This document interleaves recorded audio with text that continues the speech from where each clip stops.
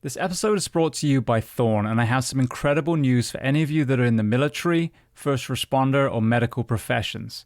In an effort to give back, Thorn is now offering you an ongoing 25% off each and every one of your purchases of their incredible nutritional solutions. Now, Thorn is the official supplement of CrossFit, the UFC, the Mayo Clinic, the Human Performance Project, and multiple special operations organizations. I myself have used them for several years, and that is why I brought them on as a sponsor. Some of my favorite products they have are their Multivitamin Elite, their Whey Protein, the Super EPA, and then most recently, Cinequil. As a firefighter, a stuntman, and a martial artist, I've had my share of brain trauma and sleep deprivation, and Cinequil is their latest brain health supplement. Now, to qualify for the 35% off, go to thorn.com, thorne.com. Click on sign in and then create a new account. You will see the opportunity to register as a first responder or member of military. When you click on that, it will take you through verification with GovX. You'll simply choose a profession, provide one piece of documentation, and then you are verified for life. From that point onwards, you will continue to receive 35% off through Thorn. Now, for those of you who don't qualify, there is still the 10% off using the code BTS10, Behind the Shield 10, for a one-time purchase. Now, to learn more about Thorn, go to episode 323 of the Behind the Shield podcast with Joel Totoro and Wes Barnett. This episode is sponsored by Team Builder, yet another company that's doing great things for the first responder community. As a strength and conditioning coach myself who also trains tactical athletes, dissemination of wellness information is one of the biggest challenges. Now, Team Builder is the premier strength and conditioning software for tactical athletes, and there are several features that really impress me. Firstly, there is a full exercise library, so you, the personal trainer, does not have to create that within your own department.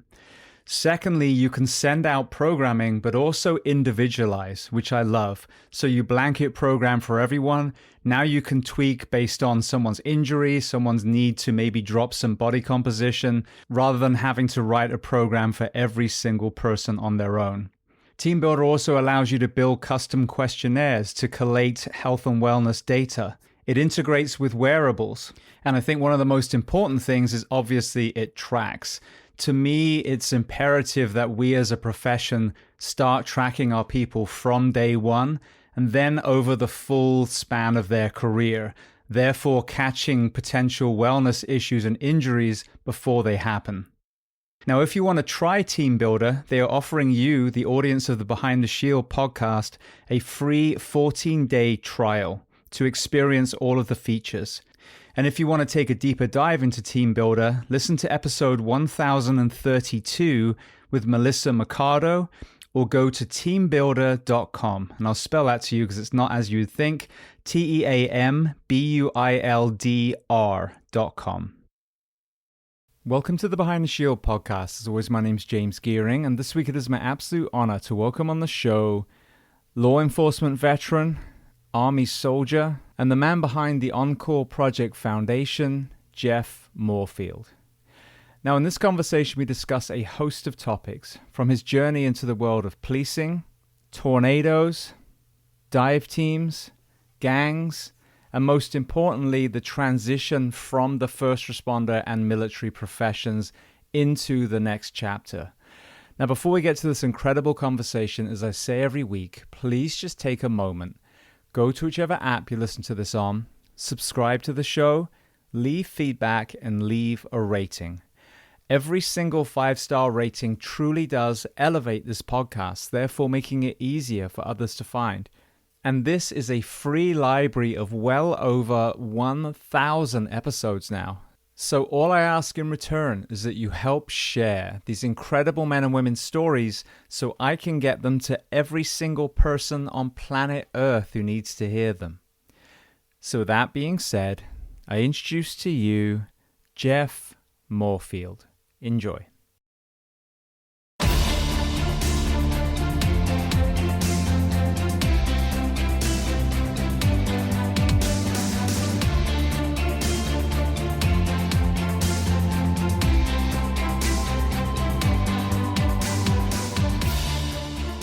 Well, Jeff, I want to start by saying two things. Firstly, I'm glad that your gardens are going to look amazing when the landscapers are done. And secondly, I want to welcome you to the Behind the Shield podcast today. I love being here, James, man. It's an absolute pleasure. I've been seeing what you're doing, on various different sites, social media, and all the rest of the stuff. And it's just an absolute pleasure to be here, to be able to talk to a firefighter, you know what I mean? As a police and, as a police officer myself, sometimes we don't get those great conversations going, but I see that this one's going to be a good one. Absolutely. And just to throw it back, for people listening, they will start felling a tree outside my window at some point. So there's going to be just as much background noise there. So we'll see if we can kind of dampen it in the editing room a little bit. Hopefully mine will be done in about 5 minutes. Yeah. Well, they just pulled up a wood chipper. So I'm assuming it's going to be pretty damn loud on my side, but we'll see. They have a job to do as well. Okay. All right. Well, very first question, where on planet Earth are we finding you today? I am in the Edmond, Oklahoma location. It's the greater OKC. It's what a lot of people call the land of milk and honey, Sparkle City. It's a pretty up to date type of area, but it's Edmond, Oklahoma. It's just on the north side of Oklahoma City. Population of about 100,000 people, 100 square miles. Been here since about 1994. So. Brilliant. I'm going to ask a question purely because my son just asked it the other day. Because he, for some reason, got pulled into, I think it was the new Twister movie, and then he watched the documentary on the fatal one that they had a few years ago in, I think it was it Missouri? And anyway, he said, have you had many people talking about hurricanes? And so seeing as you're in Oklahoma, tornadoes, what has been your experience as a resident there over the years as far as the impact of tornadoes in your area? Oof. Well, here's where my honesty is going to come out, brother. So, in 1999, well, actually, let's go back to my childhood. My father was in the military. He was an Air Force pilot for 27 years, and we would PCS from Tinker Air Force Base to various different other bases around the country, but then also in the world. Actually graduated high school in Rammstein, Germany, and but when I was a kid and during those 3 years, I think it was 1981 to 85 timeframe. There was a tornado that came through, and we're in an area just east of Oklahoma City. And I remember literally laying in the hallway with mattresses over our head, because it was thought that tornado was going to come over our head. And obviously the Doppler systems back then weren't as accurate as they are now. But that was my first experience. And then kind of going into my adult life, I came back here and went to the University of Central Oklahoma, played soccer here for a couple of years. And some of the things that I saw was not only just the Murrah bombing, but you had the tornadoes. And in 1999, I was a police officer for about 2 years. And on May 3rd of 1999, the biggest F5 tornado came through the south side of Oklahoma City. And as a police officer, 25 years old, that kind of thing, driving your police car down a I-40 interstate in complete darkness made you rethink what tornadoes can do. And when we got off the off-ramp, we actually missed the off-ramp to go to the command post because it was so dark, you couldn't see it. And so we went down another mile down to Indian Hills, and we turned back around, and I get off the off-ramp and I see a car on my left side, and it is completely skeletonized. I mean, the only thing that's left of it is the frame. We pull up into a church, and this church is a pretty large church, got a huge parking lot, and that's why the command post was there. But I could look up at the church and I could see this 2x4, and it was a huge 2x4 that was literally embedded in the brick, and had never seen anything like that before. And then, once we corralled and got ourselves together, we deployed out to our, area of operations, and we were, still dealing with gas leaks and people trying to find their loved ones and all the rest of that stuff. And so I was put in an area where I was in traffic control, basically, who was allowed in, who was allowed out. And that was probably the longest 36 hours, or one of them, that I had been on in my entire life. And then, coming out of that, the sun rising and seeing all the destruction, you go back and you're looking at it again. And then on May of 2013, there was another one that came through right in the same city. And this one was, just absolute destruction. And I was on the SWAT team at the time. And so they deployed us out to an area that got a lot of national visibility. And so we were the protective force around the neighborhood. We had the national media was literally right where my area was at. And so, we had to not only look for victims, look for survivors. You're walking in areas and you feel absolutely so bad when you're walking through these areas and you look down and you stepped on a family's picture. You know what I mean? As you're going through all the rubble and you're just like, your heart just melts. You know what I mean? You're at the school that got just completely destroyed and you're pulling, kids out of there and that type of thing. And so you ask about my experience in tornadoes. There is a lot. My wife thinks I'm an absolute idiot because there's times where I look at the Doppler and I go, well, listen, if it ain't within about a half a mile, I'm not really worried. You know what I mean? Because I know I know the trajectory. I know where it's going. I can literally see it and I can predict where it's going to go just because you're around it so much. And then obviously seeing the ones that are continuously going right now, we're constantly under that kind of that threat, and so you live and learn from it. You understand it. I have a storm shelter, and you do all your packing of your stuff, and you make sure your kids know what to do and all the rest of that stuff. And and how do you just make sure that you're going to survive whatever type of event that comes through? It's just that mindset. What is your perception on how long events like that stay in the media? Because when I think about tornadoes in my mind, and I don't have the news, so it's more relying on, presence on social media and then diving in. Sure. And, BBC and some of those other ones. But I think about, okay, this happened today and then that's it, it's gone. But then you actually look at the devastation that some of these tornadoes cause, and kind of like North Carolina with the floods there, it seems like it's in for a couple of days and it's forgotten. Meanwhile, the people of North Carolina are still digging their loved ones out of the mud today. So what is your perception on a national scale of how much exposure these events actually get in your area? So I think on the national side, it just gets, a couple days, maybe a week. Depends on the destruction. You know what I mean? I can say that May 3rd tornado, and then also the one in 2013. It obviously got some national attention, so it was there for a while.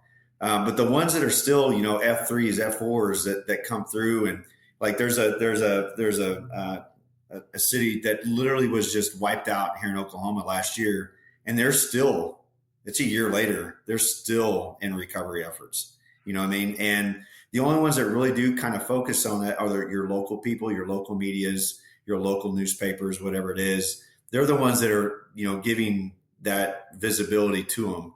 But on a national scale, it's there for a little bit, and then they move on to the next story. And that's, and I get it, I understand. But at the same time, lives are affected and things are going on, and you still have a massive impact. They're still rebuilding. They're still trying to get their economy back up and going.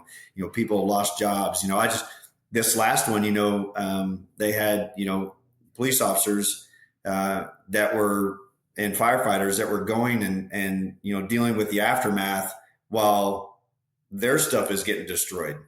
You know what I mean? So it's just, and I'm sure it's the same thing in Florida on hurricanes and stuff like that. I actually, in the National Guard side of the house, I went to Hurricane Harvey down there by the Houston area, and we were deployed down there out of Oklahoma, and you saw the devastation of that hurricane, and that hurricane took forever to get, for that economy to come back. Port Aransas is a big, very well-known area down in that area, and it was completely destroyed.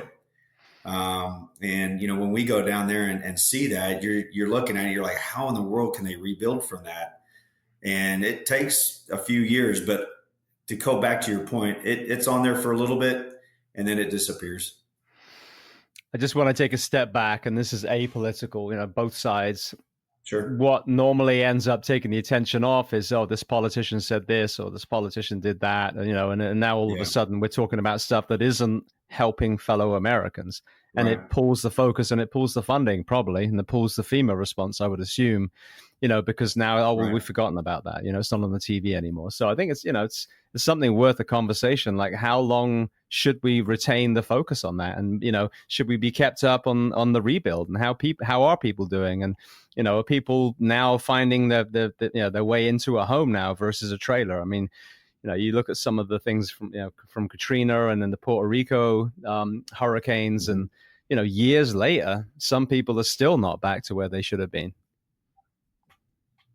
Yeah, I totally agree with that. I think they're, in the media side, and obviously I'm not in the media, but I think if they were to say, all right, hey, listen, let's go and see what good stories are out of this. What have people done to rebuild? What are some good lessons learned, so we can actually talk about it, right? So, because I think sometimes what happens is those lessons learned are just stayed in a vacuum. They're not, if they're just stayed there in that vacuum, then nobody else can learn. Houston, New Orleans, Tampa, Florida, all the rest of the stuff. If they don't learn that lesson that they learned, how are they going to know? You know what I mean? And I think the biggest, whether it's social media or just the media itself, the local media, I remember doing just a local story here, and it blew up, and it ended up on, Fox and Friends. It was just because of an initiative that we had taken on during COVID, and all of a sudden it was boom, it was out there. You know what I mean? So I think there's value in looking at something where, you had it, it was devastation, it was bad, all the rest of the stuff. And I think unfortunately, that's where the media focuses a lot on, but they need to go back a month, 3 months, 6 months later and go, hey, listen, these are some of the things that they have done to position and improve their community, their townships, all the rest of the stuff, right? Even to, fire response, police response, FEMA response, what have they done to improve themselves? And I think the other thing is, how can we help? I think people still want to keep helping, but you need to be focused. Absolutely. All right, well, this initial thing now, food and diapers and all that stuff, we're good with that. But you can help contribute to the rebuild, or, whatever it is, because there's a lot of people that are wanting to donate. And there's that term, donation fatigue, and I understand it. Every man and his dog has got a GoFundMe these days. So again, how can we kind of band together? Okay, well, these people really need our help right now, and refocus that kind of altruism in the States. Yeah, it's that sustainability, that it's got to stay on the radar. You know what I mean? And if it's not on the radar, then people are, it's just like everyday lives, whatever's in, if you look at their calendar, they're just attacking their calendar for that next 24.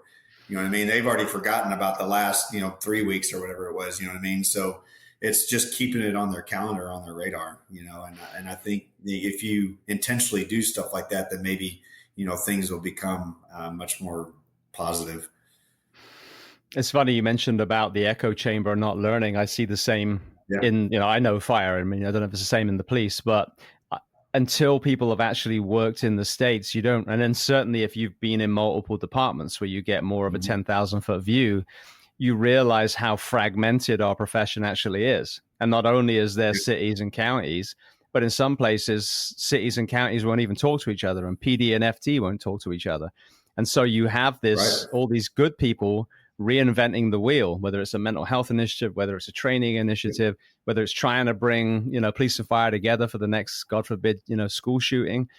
But there's so much wasted energy, because I feel though, even we've got unions and some other, air quotes, national organizations, I don't feel like they do pull us together. And there's a lot of wasted effort on dissemination of knowledge, and therefore people kind of starting from the bottom when, maybe 2 states over, someone's figured it out and have got a great program that they could just adopt. Yeah, I think I'm glad you say that, because I just had a conversation with a friend of mine today on just the umbrella of synchronization, right? So, when we respond to things, when we go out to certain instances or whatever it is, the police are in their lane, the fire are in their lane, EMS are in their lane, right? Dispatch is in their lane. And a lot of times what happens is they just stay in that lane and they don't look at kind of the bigger picture, right? Of, the totality. And I get into this a lot, James, when it talks to, we are very linear and hierarchy oriented instead of strategy oriented, right? So, and that's all by rank and, all the rest of that stuff, right? So you have a task and purpose and it's all by rank and what you do and your position description, all the rest of that stuff. But we get so honed in on that we can't look at the bigger picture. And that goes not just for the line guys or the middle management side, that's even the hierarchy. And I think sometimes what they do is they go, well, I can't talk to that other entity because I don't know anything about them. Right. So, okay. So you're just going to stay over here in this corner and not know anything when you guys are doing mutual aid type responses. And I'm not saying that doesn't happen, but there's a lot of times where, think we would show up to certain incidents or whatever it is, and fire's doing this and we're doing this and all that. And then it's like, okay, so what did we learn from that? Where is the big, effort within the FR community to say, hey, listen, what did we do right? What did we do wrong? Right. And then how can we put those lessons learned or an after action review, whatever you want to call it. Right. And then let's look at it. How can we improve it? And not only that, why don't we share that in other organizations? So I don't know of a kind of a multi-entity association that brings in police, fire, EMS, all kind of your first responder umbrella where they all talk to each other. Right. And that's something that's very, police oriented, fire oriented. I've been to so many different conferences now. It's all within their lanes and they just kind of just stay in their lanes. And that sometimes can cause some friction. Yeah, absolutely. Yeah, I agree completely. You mentioned about Germany. So let's go back to early life. Where did you find yourself internationally? And then when you reflect back now, what were some of the things about that particular country that, you think fondly of now? Oh, man. Well, I will tell you, so there's some positive and negatives about, being a military brat. And I'll kind of hone in first on the positives. I was born in Blytheville, Arkansas, and it's not even that base anymore. And then I went to Del Rio, Texas, and my dad was a flight instructor there. And then moved up to Tinker Air Force Base, and that was 1981 to 85. And then we PCS'd, permanent changes of station, out to Rammstein, Germany. So I was 4th grade through 6th grade. This is 1985 to 88, and this is during the Cold War. So the wall was up, East Germany, West Germany, all your communist countries, all the rest of that stuff. But if you remember too, James, at that time, Libya was bombing everything in Western Europe. They were going around to every U.S.-oriented type facility and bombing it. You would drive up to the Air Force Base gate and, you'd pull up and they'd have sandbags and they have an M60, just on its tripod, and they're searching underneath your car, all the rest of the stuff. And as a 4th grader, right, coming from the United States, seeing that, you're going, what's going on here? You know what I mean? Why do we have all this stuff going on? But then going into the actual base and just learning the culture and learning the food and learning the school system. And, we lived on base, but we were able to travel. And one of the things that really made me value the United States of America was in 5th grade. It was a Boy Scout trip. And we went to East Berlin. So we ended up going through West Berlin and went into East through Checkpoint Charlie. You could see the wall.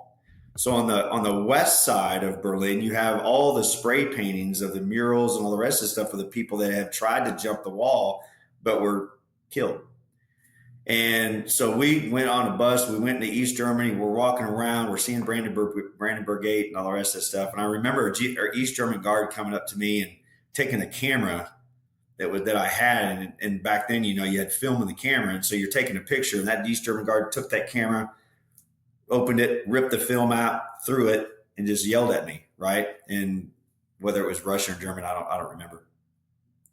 But then what they told us was like, you couldn't buy anything on that market. And if you've ever seen any East German money, it looks like funny money. It's all real light, and it doesn't look real.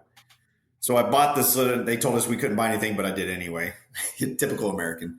So I bought this little bear. It was I don't remember what kind. It was called a Stife. Anyway, so I bring it on the bus, and we're coming back through, and we're going through Checkpoint Charlie to go back onto the west side. And I remember this Russian East German guard with his AK-47, just walking up. We've got our passports up against the window, and he gets pissed. And I'm like, oh Lord, what's going on? So he comes up onto the bus, walks around, and I think I'm done, because I have this bear, right? I'm thinking I'm never going to see my family again. I'm not. I mean, all that stuff, all that fear went right in through my body, and he gets off the bus, waves us through, and my parents are waiting on the other side. And it was like a homecoming. Like, I ran off that bus, grabbed my stuff. I wrapped my arms around my mom. I was like, do not ever send me to a communist area ever again. Right. So, on the positive side, I really saw the value of what the U.S. is for. You know what I mean? The freedom, the ability to have the laws that we have, the freedom of speech, and all the rest of the stuff that we have here.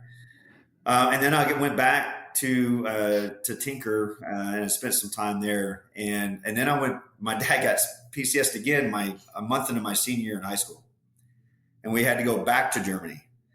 And I'll be honest with you, James, I was not a very happy camper because I was varsity everything. I was doing all the things athletically wise, really kind of grew my roots because, I was actually somewhere for a long period of time, and I was actually starting to create relationships.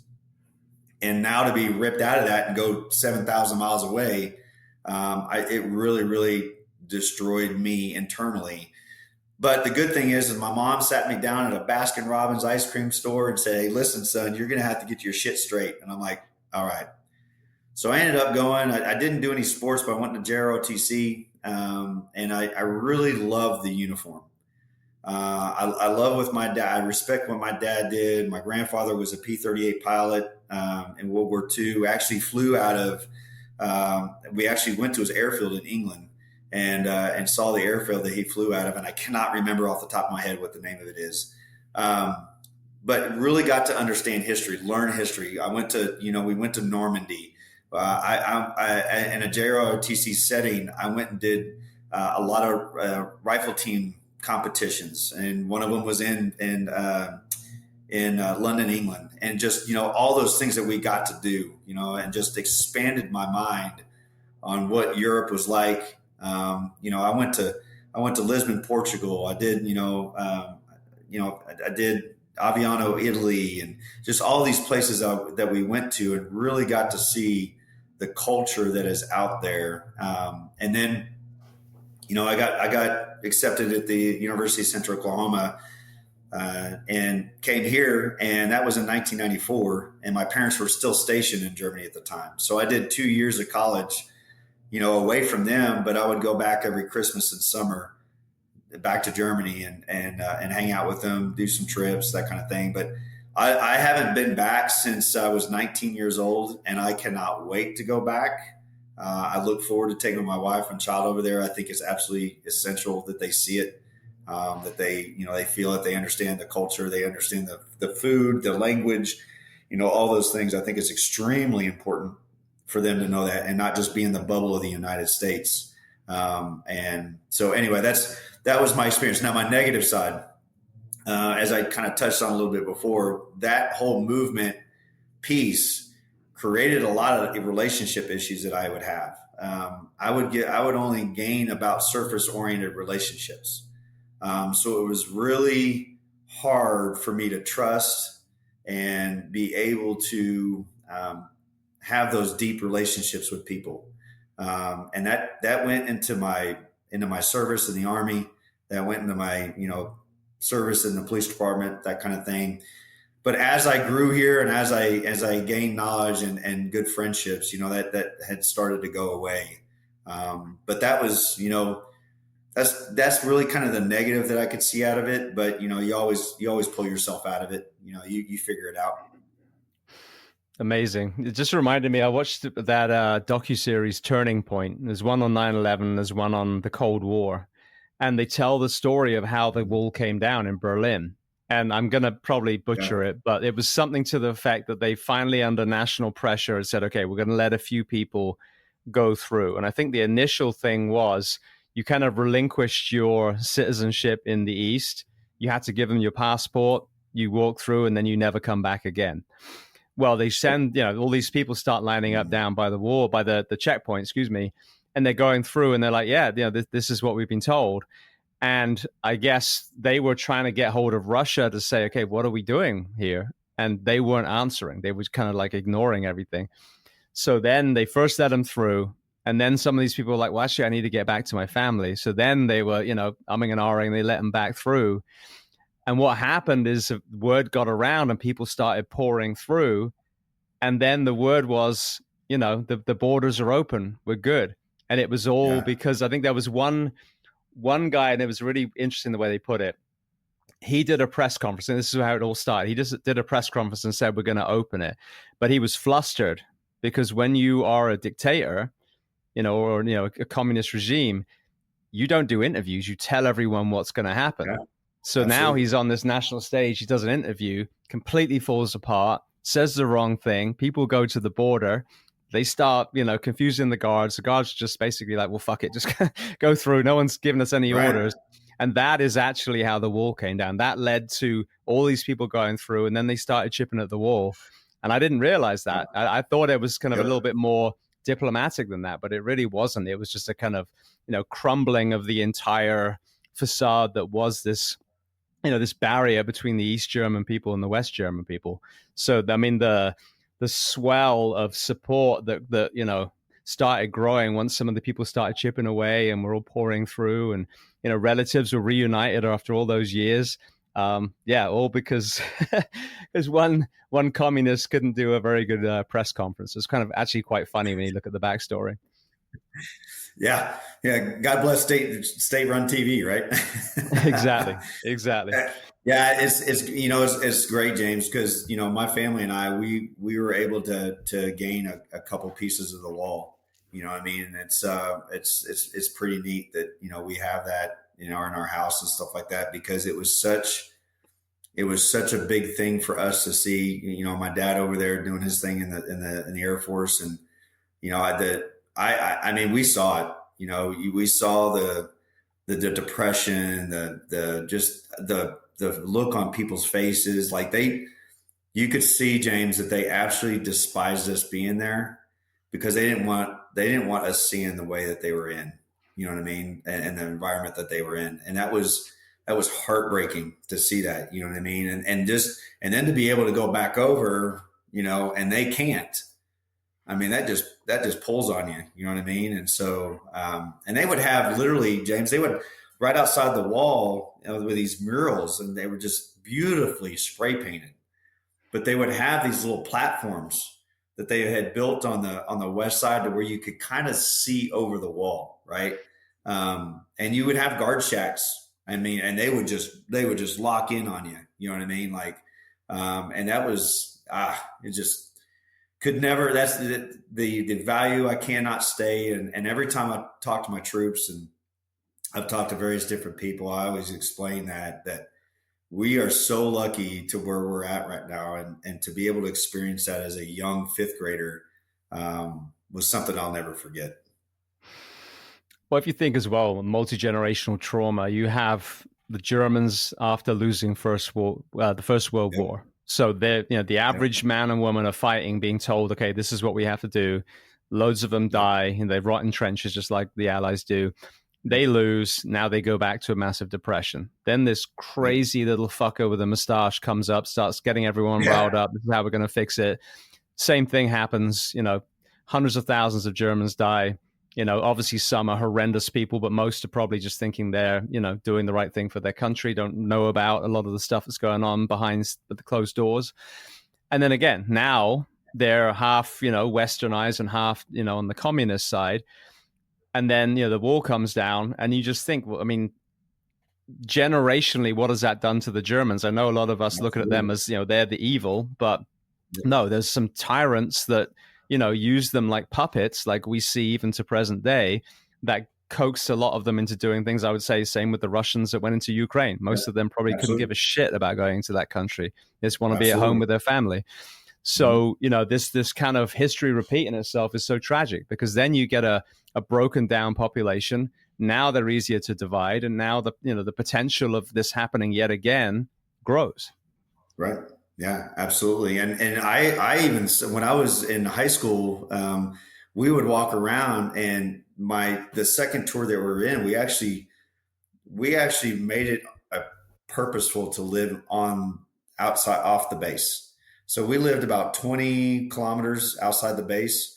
We were in the foothills of a small little mountain. We actually had a castle in our backyard that was up the hill. But we're in a cul-de-sac, and we purposely put ourselves into, that village setting, right? Because my dad and my mom were very intentful to understand and know the Germans. And we got to sit down and have just long talks with the Germans on, back from World War II, even before that, of, how, their country developed afterwards, and where they're at now, the attitude towards the West, and all the rest of this stuff. And one of the really great things that they really appreciated was my parents putting my youngest sister in a German elementary school.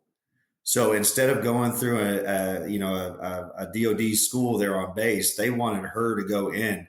And I'll tell you what, though, man, this is a good thing, because my dad really liked it. So when they would have parent-teacher conferences, they would have a keg of beer out there. You know what I mean? So they have a keg of German beer, a little Bitburger or something like that. So my dad was always at the parent-teacher conference.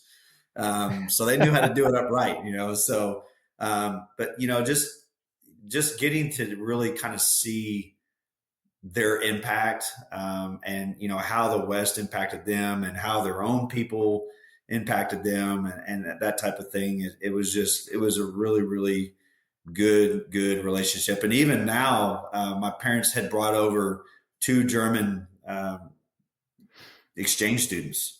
And so they came over and they lived with us for several years here in Oklahoma. And we have multiple visits now. Like, they come to us, we go to them, they're all married, got kids, all the rest of the stuff, but we consider them part of the family. You know what I mean? And it's just creating that type of relationship, and they, obviously they have their culture and their thought process, but it's such a good environment to be around, different cultures and seeing, how they live and what they do and all the rest of the stuff, as opposed to us. I went skiing a few times while I was in elementary school, basically. So the first time I think I was 8. So that would have been 1984. So you're talking less than 40 years after the war ended. And the Austrian people are beautiful people. And then 2001, right at midnight, I landed in Japan, lived there for 15 months, and beautiful people again. And again, they were, against us in World War II. Yeah. And you just see that, it's that shared humanity. Yep. And when you look back over and over again, it's the greedy and, power hungry few that ruin it for everyone. And I'm hoping that there's going to be like an awakening now in this technological age where people are finally seeing, like, those tall poppies are rotten and you got to cut the head off and, start again. Yeah. Right. Yeah, absolutely. And I think it starts with just, small relationships, because, I remember being overseas and, seeing, various different countries like the Romanians, we worked with a lot on. And Romania, back when I was a kid, was part of the Eastern Bloc, you know what I mean? And so, and then now you have a U.S. and a Romanian soldier together, and their vehicles and all the rest of the stuff. It was like, and they talked about the time before and all the rest of the stuff, and and how we're all, together now and doing it for the greater good and all the rest of that stuff.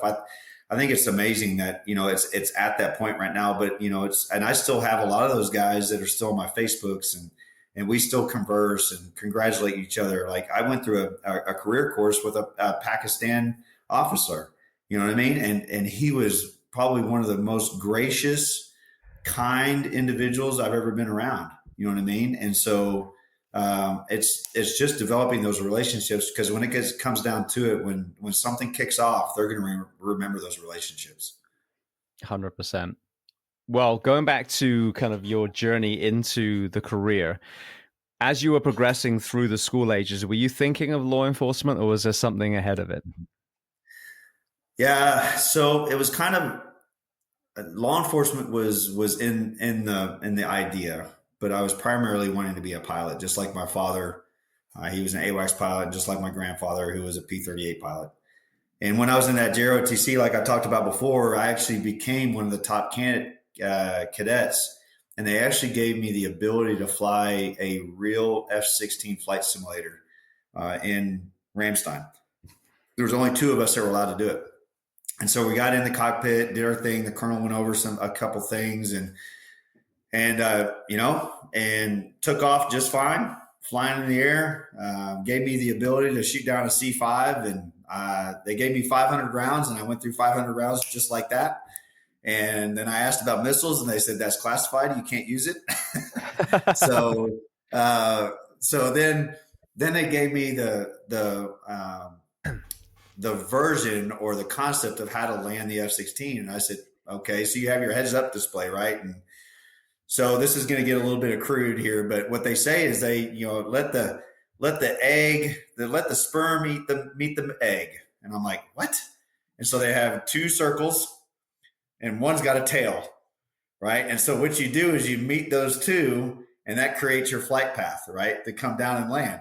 And I'm like, okay, I'm a senior in high school. I kind of get what you're talking about, right? So I do the flight path and I land just fine. And I get out of the cockpit, and the instructor there looked at me and he goes, have you thought about being a pilot before? And I said, well, that's what I want to do. And he goes, you are born for it. I said, okay, well, it's obviously in the lineage, right? So, I told you I went to University of Central Oklahoma, played soccer there, but I also was at University of Oklahoma in their ROTC program, so the Air Force ROTC. So what I did at the time is I was playing catch up. So I did 2 years within one, and was straight A's, all the rest of the stuff, did just fine. And then it was going into my junior year, and they were doing health evaluations on us. And because I was a dependent, I had dependent records, medical records. And in those records, I had an asthma attack when I was 5 years old, and they automatically disqualified me. Oh my! So you talk, and this was right after the Gulf War. So, there's no, they were not taking anybody with any type of respiratory issues, that type of stuff. So obviously in complete devastation, dream completely killed. I then decided that I still wanted to stay in uniform. I still want to serve. And a buddy of mine asked me, hey, do you want to work at the University Police Department as what they call a student officer? I said, absolutely. That'd be great. Junior year, I could make some money at the same time, and not very much, but you make some money. And so as I'm working there, I really, began to love the job. I really got to see, what the police do on a university level, but we also got to intermix with the local agency that I ended up working with long-term wise. And we got to see them go on calls, deal with different issues, work with the fire departments, all the ambulances, all the lights and sirens, right? All the cool things. And so I decided that, I'm going to get a major in criminal justice.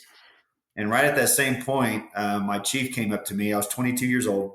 He came up to me and he goes, hey, Jeff, do you want to be a full-time university police department, full-time university police?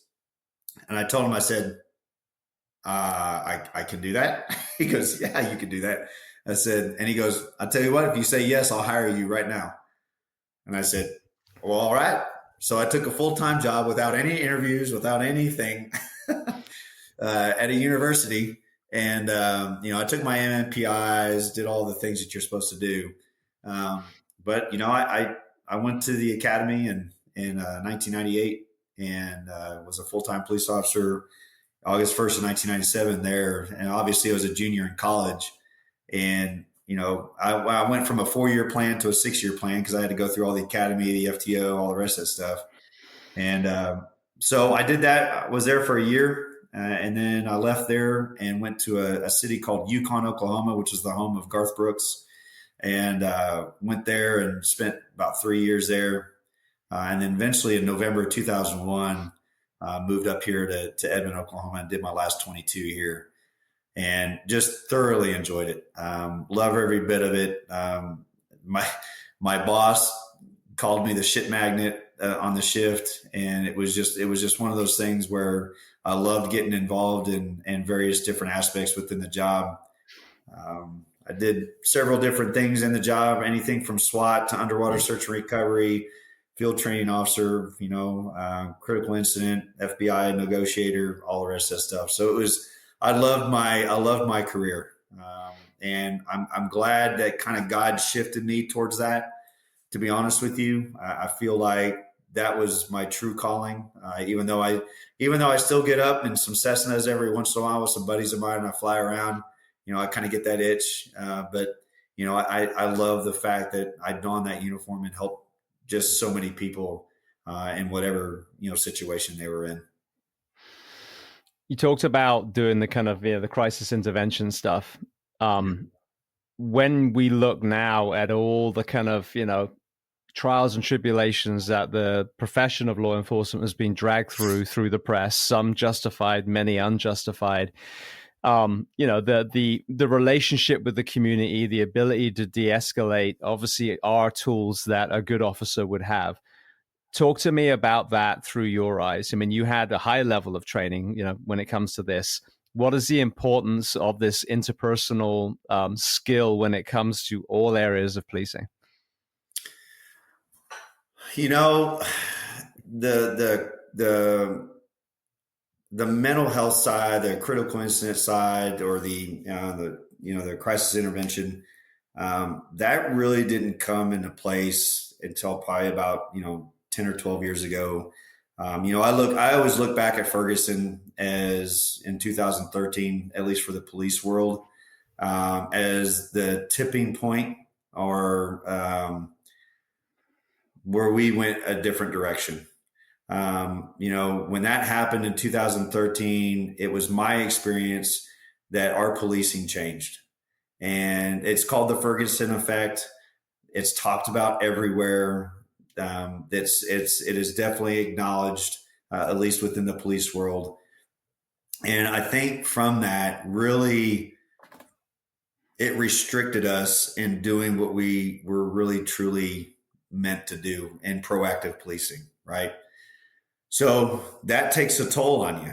You know what I mean? So you're wanting to do all these good things and you have the ability, you have the talents, you have the training, all the rest of the stuff, you have the tools in your tool belt. And now you're told you can't use a third of them, a fourth of them, whatever it is, because of XYZ, because of how it looks, whatever studies out there, all the rest of the stuff. Right. So, I think that's where the turning point. And on the crisis intervention side, we didn't get our CIT tabs probably, and that's a 40-hour course that we all go through, but that's actually to evaluate the consumer, which is those that you're in front of on domestic calls, on, mental health calls, whatever those behavioral health calls are. Right. So, you're actually evaluating your community. Right. And what I didn't see until about 2021 in our own agency was we were not looking at ourselves. We were not evaluating ourselves. We were not going, all right, Jeff, you just saw a massive, nasty fatality accident that involved child, whatever it is, right? So back then it was, all right, put it in that little compartment, suck it up, and show back up the next day. Right. So, and that has started to change, at least for my agency in 2021. Now I know others have done some a little bit before that, But I think on the health side, we focus so much on the community's mental health and training and getting them, ED'd or emergency detained, and getting them in the facilities, based off whether they have insurance, they don't have insurance, what's the best facility, are they going to be inpatient, outpatient, whatever you call it, right? We were so focused on the community, which, don't get me wrong, that's what we're supposed to do, right? That's our job. That's in our job description. But what we failed to do in the meantime, and for a long time, is we failed to look at our own selves. We failed to look at those that we're in charge of. We failed to look at our left and right brother and sister. We failed to look from top down and even lateral. We failed to look at, how are we doing when we show up that day? Is there stuff going on in the workplace or on your family side that's preventing you to be 100% within your department? What does your finances look like? Are you so far in debt that you are working every extra job in the world to where when you actually show up for your real job, you're so damn tired, you can't even be there. Right. So we were killing ourselves because our focus was on the community. And I get that. I understand that. But I think we're starting to come around a little bit on, at least here in Oklahoma, on trying to mitigate that and really put a focus on it. It's interesting that you say the Ferguson effect, because I sadly personally experienced a horrendous incident with my son in middle school. He was going through some stuff. He was seeing a counselor. He was, at that time when he was with his mother, there was kind of a tumultuous relationship in that household. Many times I'd pick him up because he'd be in tears. He was going through some shit. He's a little boy. Yeah. The school is aware of it. He's got counseling going on. And then I'm driving home one day, very long story short. He normally calls me when he's, lets me know he's getting on the bus and lets me know he's got home safely. I didn't get a call. So I call and he answers the phone and he goes, "Oh, the principal wants to speak to you." And I'm like, "Okay, what's going on?" "Oh, he's had an incident. We're not sure what we're going to do yet. We'll let you know." So I'm like, okay. So I keep going towards the school and don't hear anything. And I call and they're like, "Oh yeah, he's been Baker Act. He's been sent to the local, holding facility." Yeah. So I'm, firstly, so zero communication with the family. The only way I knew is because I was chasing up, where the fuck is my son? So it turns out that he was upset, and the principal and the SRO, end of the day, basically they just wanted to go home. And so they did a 5150 on him for being upset. It literally is what it was. He was upset in the classroom, getting some intrusive thoughts that the counselor said are normal for children of that age. And so anyway, they do an evaluation. Of course, he's fine. But you can imagine that sends me on a fucking tirade to find out what's going on. Well, while he's there, literally in the 72 hours, I think 5 or 6 kids from the same school cycle through. Now, I was a firefighter for 14 years. I can count a number of Baker Acts on one hand. And they were either bona fide suicide attempts or, some people are going to hurt someone else. Right. And you've got the same that I have in my whole career in 72 hours of, kids that are 8, 9, 10. So anyway, but then when I dive in deeper, it's a statewide issue, and it was Parkland.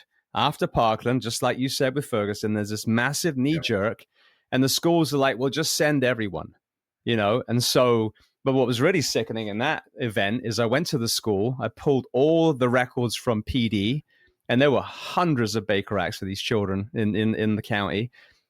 And the school blamed the cops, and the cops blamed the school.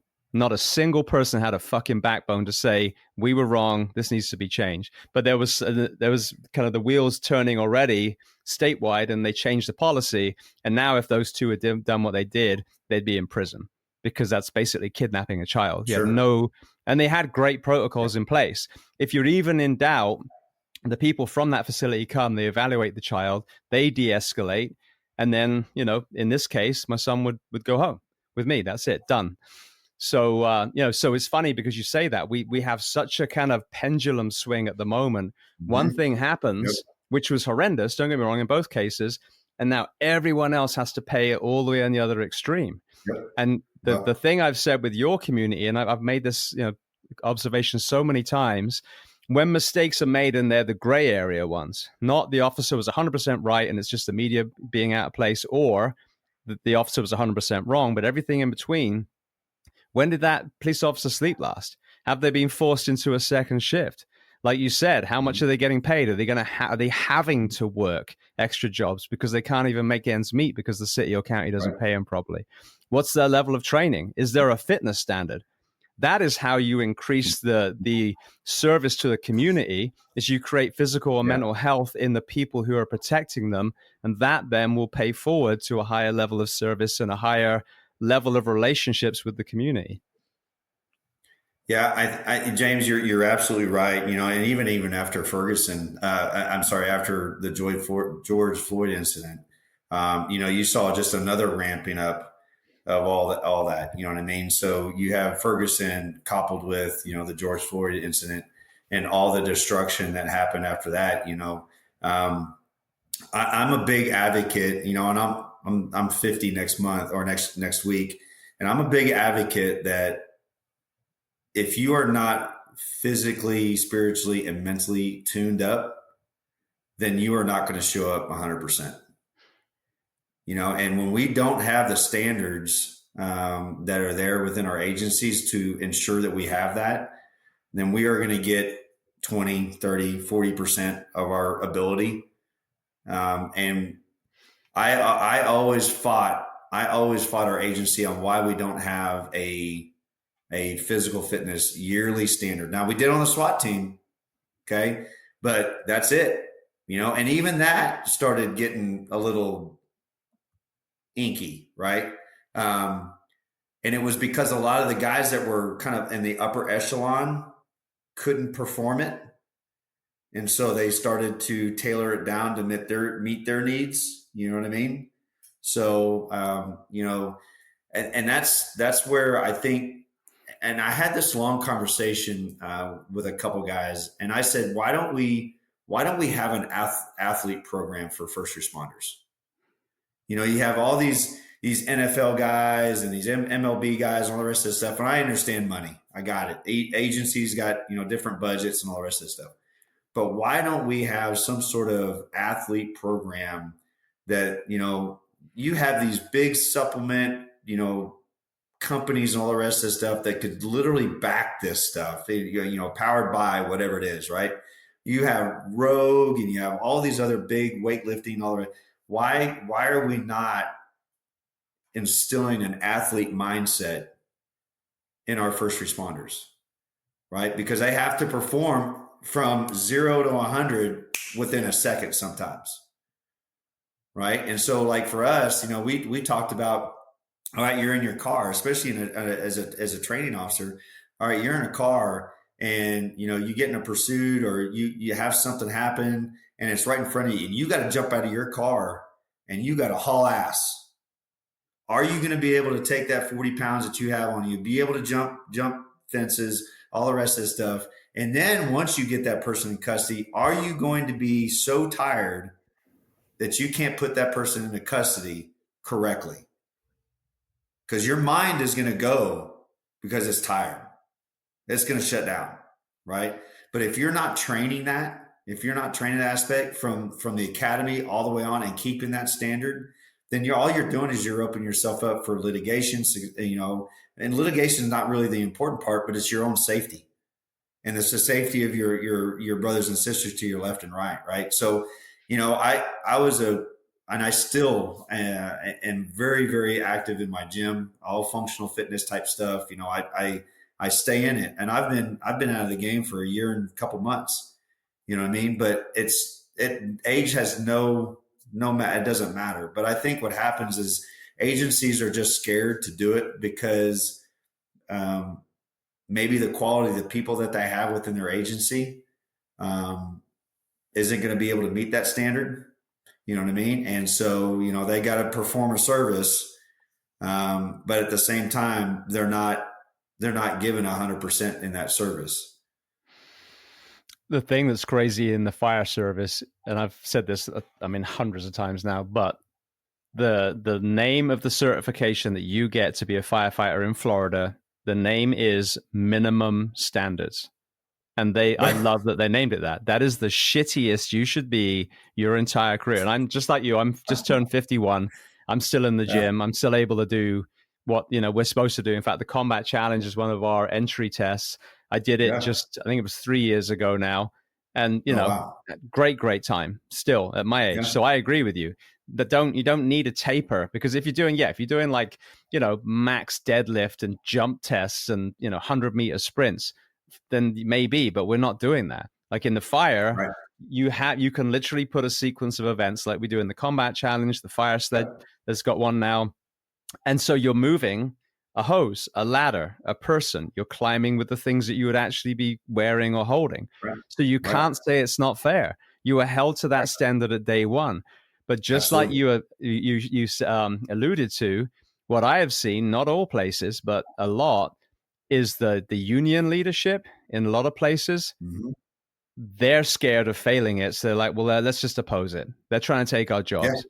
Instead of saying, I should own it because I knew what to expect because it was given to me on day one. This is what you need to be able to do to be a firefighter.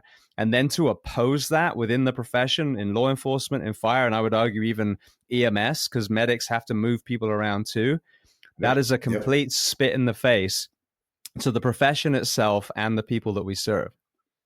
Yeah, absolutely. I mean, I never thought, I always had this idea when I was a kid that, cops are here, firefighters are here, all the rest of that stuff.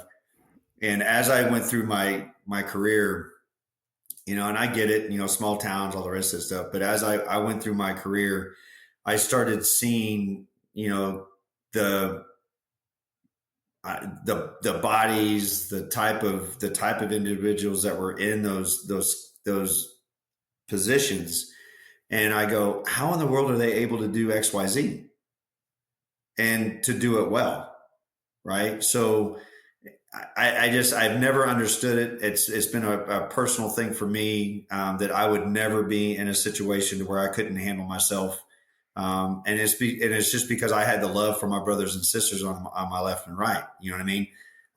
And even as moving on up, I never wanted to succumb to, hey, I'm up here, I don't have to do it, you guys need to do it. Right. So that was never a thing for me. I never liked that. And so the mentality has to change. And it's been said to do this change for so long, and it never happens. And I think a lot of it has to do with that leadership that doesn't want it. They don't want to take accountability on themselves. Right. So, those deputy chiefs, those majors, those captains, unfortunately, have put themselves in dire straits to where they can't perform it.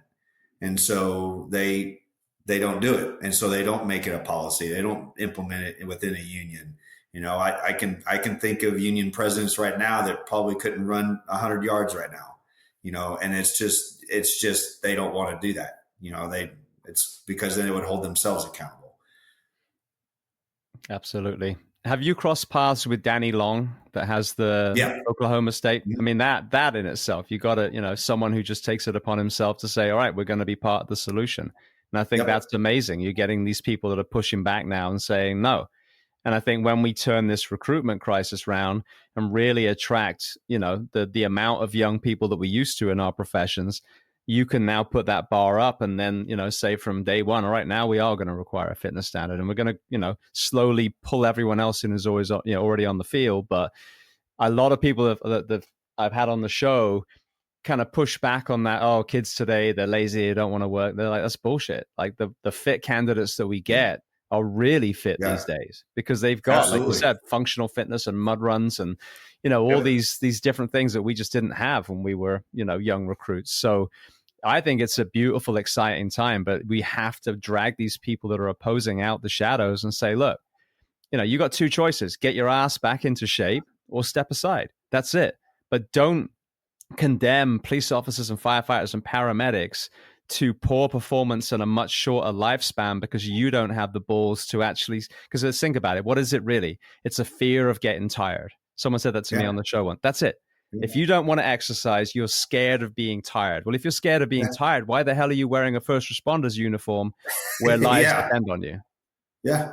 Yeah. And to a couple multiple points that you're talking about there, James. So I was having a great conversation with a group of individuals. And I said, I remember when I first was hired on in 2001 here in Edmond, they asked me what sport I played. And I was kind of curious of why they asked that. Well, then as we're going through and we're, going into, 2009, 10, 11 timeframe, and even into Ferguson, I started seeing our recruits come in different. And I think what's happened is because of the social stuff that's going on right now, they've got to be just super clean. They've got to, they can't do anything wrong. And just because they're so worried about, XYZ happening or whatever it is, they failed to go after the people that understand team concepts. And that would be athletes.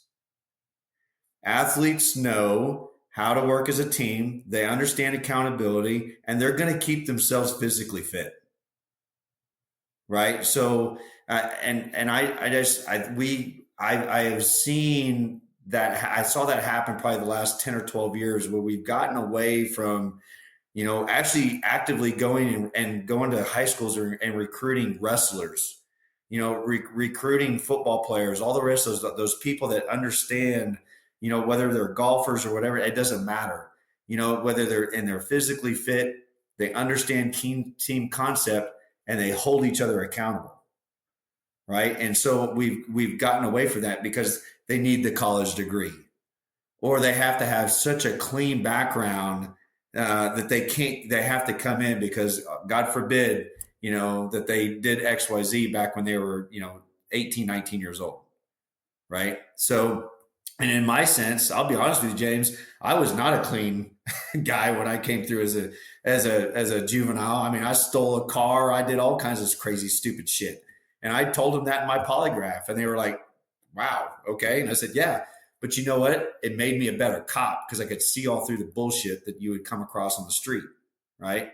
So it was just one of those things where we have gotten just so away from that. And we're just so hyper-focused that we've got to recheck ourselves and go, hey, listen, we need to go after people who have real life experience, who have been athletes, understand the concept of being an athlete, and then get out there and do the good things that we're supposed to do. And there was another part that you were talking about there, and I just lost it.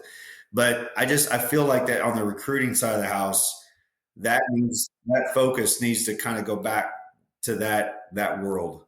I've seen a little bit of it happening right now, where, we're, at least my agency, they just posted a deal where several of our guys are prior D1, D2 wrestlers, and they're out there at, University of Central Oklahoma, University of Oklahoma, Oklahoma State, all those guys recruiting those types of individuals to come into our world. You know what I mean? And if they have the heart for it and the desire to do it, and, those are the types of people I believe that you want. But here's the thing. Some people are scared of that because they're scared of the egos. They're scared of, what these guys are going to bring into the academies. And I'm like, well, listen, man, this is an A-type personality type of, world that we're in, that we have to live in. I would much rather rein somebody back than how to try to kick somebody in the ass 17 times just to figure out how to shoot a freaking gun. You know what I mean? So it's that type of concept that I think we've got to get back to. Well, it's funny because if you look at, I've always said this, the real tough guys, the wrestlers, the other martial artists, the ones that are great shooters, they're some of the nicest people you'll ever meet. So actually your dangerous egos are the people that aren't sure of themselves. And we all know that, the little Napoleons that are running around there everywhere. But when you talked about earlier, the MMPI, I've had this conversation a lot. That was never meant to even be a standalone test. And we use that for screening. Polygraph, I'll give you a funny story, and people listening regularly have probably heard this before, so I apologize. Very first test pre-test that I ever did was a kind of collaborative one they did here in South Florida. And you do this one test, and then they give your results to all these agencies. And Miami Beach were there, one of the lieutenants, and they had these pre-apps. So he filled it in, and I'm like, naive, fresh off the boat Englishman. I'm like, well, honesty is important. So let me say, about years ago when I did this drug where you dance a lot and hug a lot of strangers, but that was a long time ago. He screwed it up and threw it at me. And I was like, oh, so you've got to lie about your past to be a first responder. Got it. Lied my way through 3 polygraphs. And again, ironically, the things that I did back then are now the things that we're seeing are helping first responders and veterans heal from their PTSD. Same exact compounds. But it's kind of made me realize, like, there's this facade of we want choir boys, but anyone with any sort of desire to learn about the kind of person that puts this uniform understands that a lot of us are here because of the shit that we went through when we were young. Yeah, and absolutely. If worked through, that becomes an absolute asset. So to say I want a guy who's never done anything bad, or a girl, is ridiculous. Now, some of them will have. They would have been straight edge, and their path really didn't have much trauma. But a lot of us have been through some shit. And that's an absolute asset, because that makes you, I would argue, a lot more resilient, as far as the mental toughness side, but also compassionate and empathetic.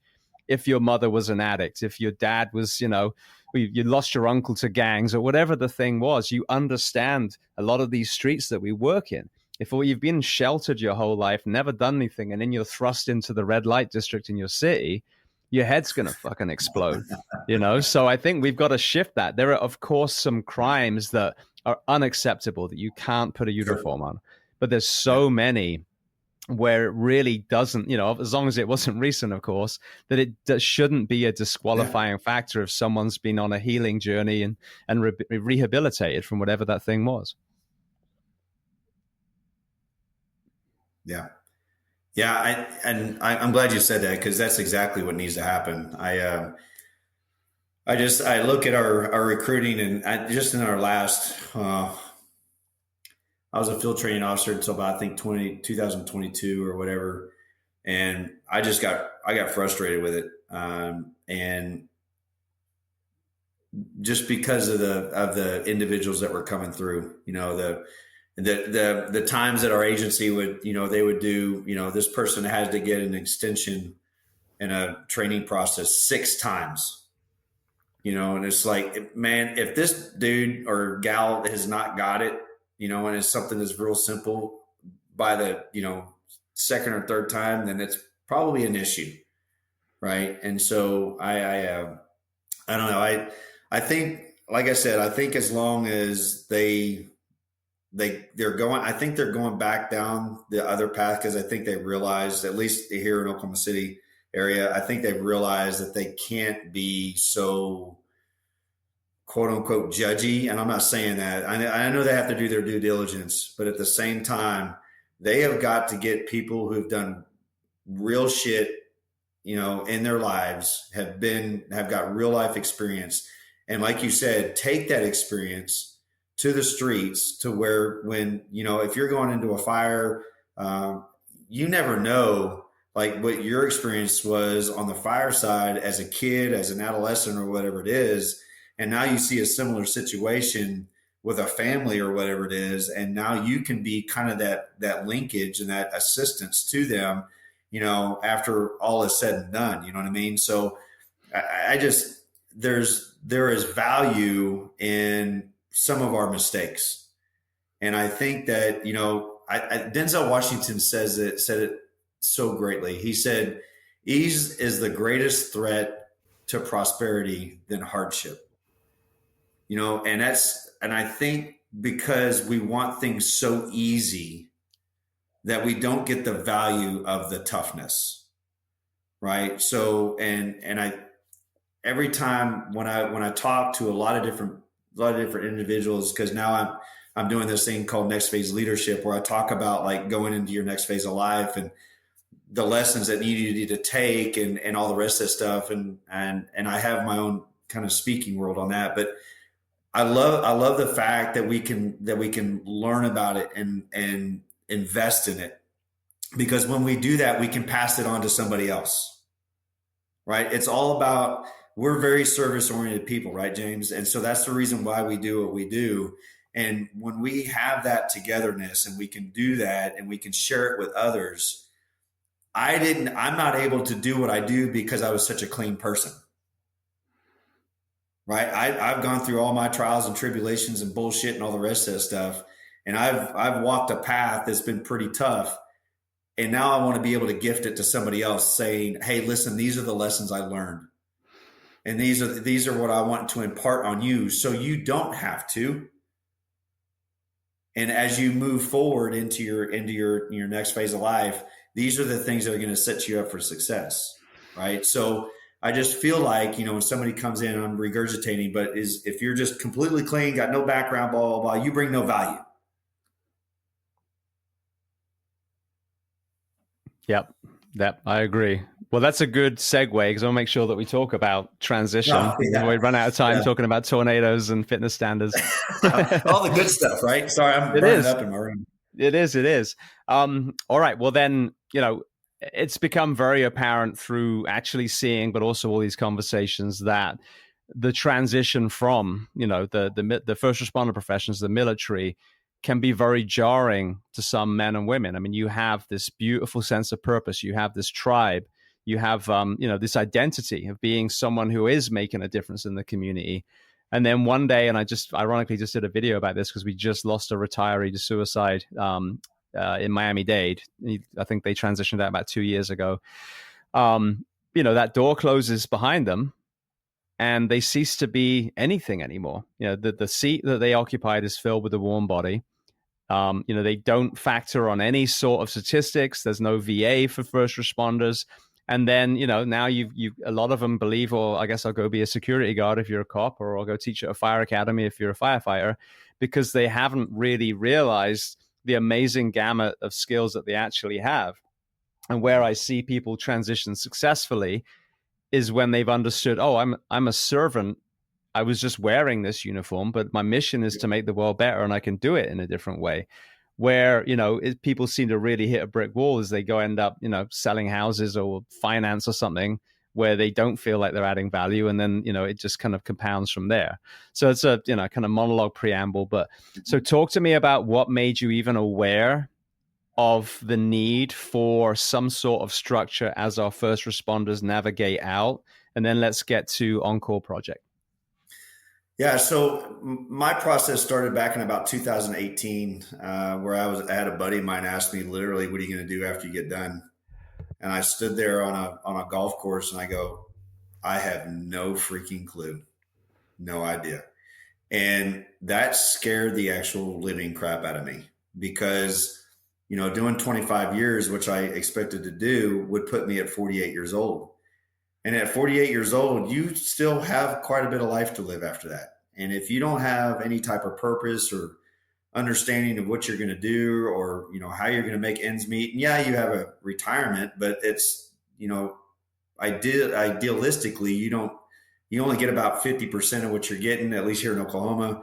You get a kind of a lump sum that you want to tuck away to where you can you can play with, later on in life, but you've got to be able to do something. And yeah, financially you'd be decent, but you need to do something. Like you just said, we're very service oriented people.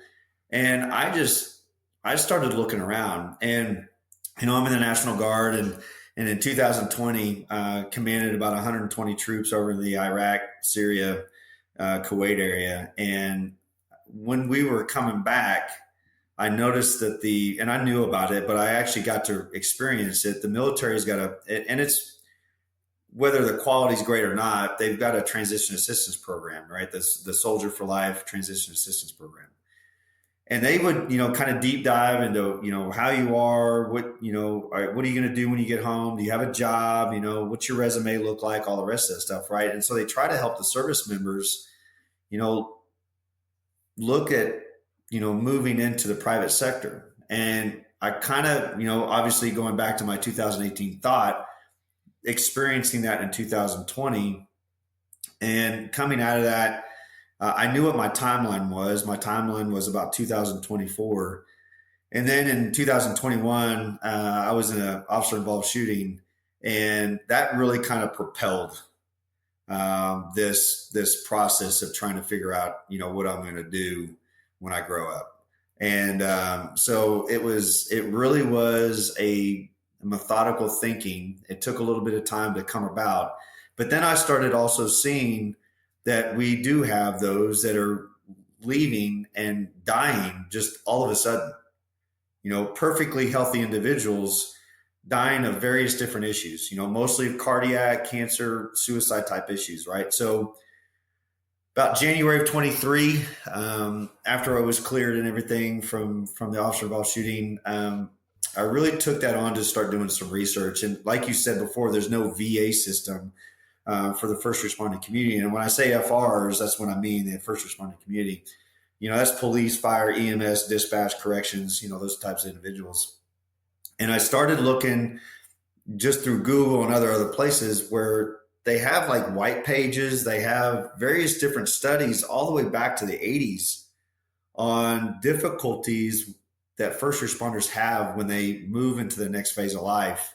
And that means moving in the private sector, whether that's after 3 years of service, 7 years, 15 years, 30 years, right? So it varies. And what I've found, and in every state that I could talk to, nobody had a process. When we come into our service, we onboard so methodically, intentionally, intensively, and it's done by structure, right? And you're told if you're good enough to come into this family, right? And then after that, it's total focus on your professional development. Very little on your personal development. And so when you move through this profession and then all of a sudden you're like, hey, I'm looking at leaving. And in the 6 months before I left, I was called a ROD, retired on duty. It was a name that they gave you, and you're just like, okay, well, the reason why I told you guys I was leaving is because so you guys could plan to bring somebody on to replace me. I knew that was the case, right? And now I'm getting bastardized because of that, right? Because I'm leaving, blah, blah, blah, whatever it is, right? And so as I'm sitting there, James, and I tell my HR I'm going to go, and they say, yeah, we just need a letter of resignation. All right, cool. Is there anything else involved in this? Nothing. Pin drop. And so it pissed me off, made me mad, to the point, James, where when I had my retirement ceremony on February 1st of 2024, they gifted me my sidearm, which I'm very grateful for. But they gave me the wrong box for it. So that shows you how intentional, methodical, and how they rid you, right? And so that really hit me hard, that I did 26 years of service, all the things that keep the agency, the community, my family, everything, my brothers left and right, all the things. And to be offboarded in that way was asinine, because now I got to figure out what the fuck I'm going to do. And that's okay. I can do that. I'm a big boy. I got big boy pants. But at the same time, I don't know what it looks like on that other side of the gate. Like, they tell you at the beginning what it looks like to come into that gate.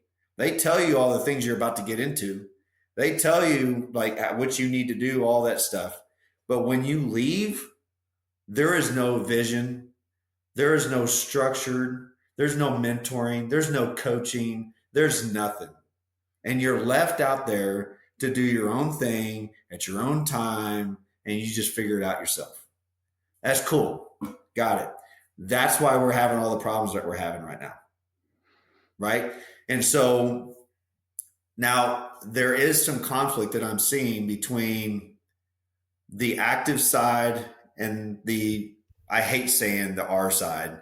I say the next phase of life, because, that is the next phase, right? When you start putting the R, I want to put a big old circle around it, and, because I'm not done. Retired doesn't mean that you're done, right?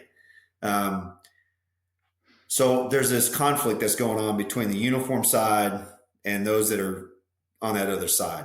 And we're expecting the uniforms to understand what these people are doing over here and developing policies, procedures, any type of offboarding process, whatever have you, to get to an understanding of what's going on the other side, right? Which doesn't make sense. So what you need is entities like us to come in and say, hey, listen, this is the shit that you're about to see. This is the pathway that is about to happen to you. Are you prepared? Have you looked at your finances? Do you understand your pension system? Do you know the differences between the fire side, the police side, your 401ks, your 403s, deferred comps, all the rest of this stuff? Have you set yourself up financially? We get that question answered. Then we move on to the holistic health side of the house. You know what you're going to go through when you leave? You're going to have an identity issue. You're going to go, I'm not the guy they call anymore. You're going to go, I'm not the guy, at least for me, I had a police car always out in my driveway, and now I have no car in my driveway. Right? So I have I literally in this office, I have all my uniforms right there. Right? I can never don them on anymore. Right? You know what I mean? And so it's how do you master your mindset to change that?